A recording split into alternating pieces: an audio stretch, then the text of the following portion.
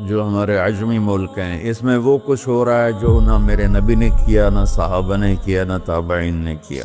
عجیب و غریب عبادات گھڑ لی ہیں، عجیب و غریب اس کے اعمال بنا لیے ہیں اپنی طرف سے۔ میرے نبی نے اس رات کی فضیلت بتائی، عمل کوئی نہیں بتایا، اور کچھ علماء نے اس کے رد میں اس کا اتنا انکار کیا ہے کہ اس رات کی کوئی فضیلت ہے ہی نہیں۔ یہ بھی ٹھیک نہیں۔ اس رات کی فضیلت میں جتنی احادیث ہیں وہ ضعیف ہیں، اور حدیث پاک میں آتا ہے کہ اللہ تعالیٰ اس رات میں ساری دنیا کے لوگوں کی بخشش فرماتا ہے سوائے 5 آدمیوں کی۔ 5 کے سوا سب اہل ایمان کی بخشش ہو جاتی۔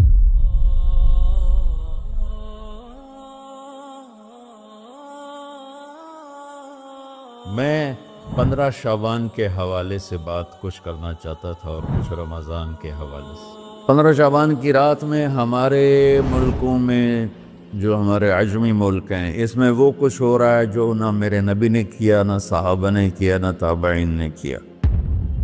عجیب و غریب عبادات گھڑ لی ہیں، عجیب و غریب اس کے اعمال بنا لیے ہیں اپنی طرف سے، اور مسجدیں بھری ہوتی ہیں اور روشنیاں لگی ہوتی ہیں اور آتش بازی ہو رہی ہوتی ہے۔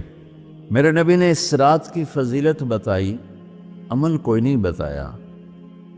جیسے یہاں کوئی صلاۃ تسبیح کی جماعت کرا رہے ہوتے ہیں، کوئی اجتماعی تہجد پڑھ رہے ہوتے ہیں، کوئی دیگیں چڑھا رہے ہوتے ہیں، کوئی آتش بازی کر رہے ہوتے ہیں، تو وہ اس میں اتنا غلو ہو گیا ہے کہ یہ بھی ٹھیک نہیں۔ اور کچھ علماء نے اس کے رد میں اس کا اتنا انکار کیا ہے کہ اس رات کی کوئی فضیلت ہے ہی نہیں۔ یہ بھی ٹھیک نہیں۔ اس میچ کا راستہ، اس رات کی فضیلت میں جتنی احادیث ہیں وہ ضعیف ہیں، لیکن اتنی کثرت سے ہیں کہ ان سب کا مل کر جمع ہو کر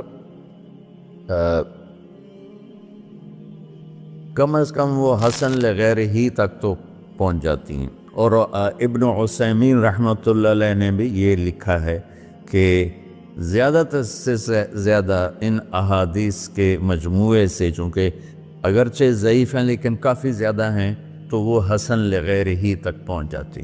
تو حسن لغیر ہی سے کوئی عمل ثابت نہیں ہوتا، عمل ثابت ہوتا ہے صحیح حدیث کے سے۔ ایک احادیث کی کثرت سے روایات، اور ایک امت کا عمل، کہ امت کا بہت بڑا طبقہ صدیوں سے اس رات کا اہتمام کر رہا ہے، لیکن کچھ عرصہ پہلے تک اہتمام تھا دن میں روزہ رکھنا، رات کو کوئی نوافل پڑھ لینا، کوئی 2 چا زیادہ پڑھ لینا، لیکن اب یہ ڈھول تماشے جو اب شروع ہوا ہے، اس کا تو کوئی وجود ہی کوئی نہیں ہے۔ تو اس رات کو اللہ تعالیٰ نے مبارک بنایا، اور حدیث پاک میں آتا ہے کہ اللہ تعالیٰ اس رات میں ساری دنیا کے لوگوں کی بخشش فرماتا ہے سوائے 5 آدمیوں کی۔ 5 کے سوا سب اہل ایمان کی بخشش ہو جاتی۔ مشرک، المشرک پہلا مشرک، دوسرا مشاحن۔ مشاحن کیسے کہتے ہیں؟ دل میں بغض رکھنے والا، کینہ رکھنے والا۔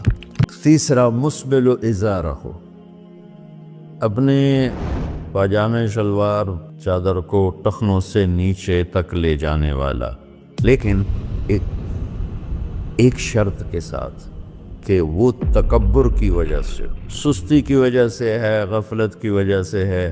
چونکہ جب آپ نے ایک مرتبہ اس کے بارے میں بات کی تو حضرت ابوبکر صدیق نے کہا یا رسول اللہ، میری چادر، عرب چادر باندھتے تھے جیسے ہمارے پنجاب کا لباس چادر تھا، اب وہ کم ہو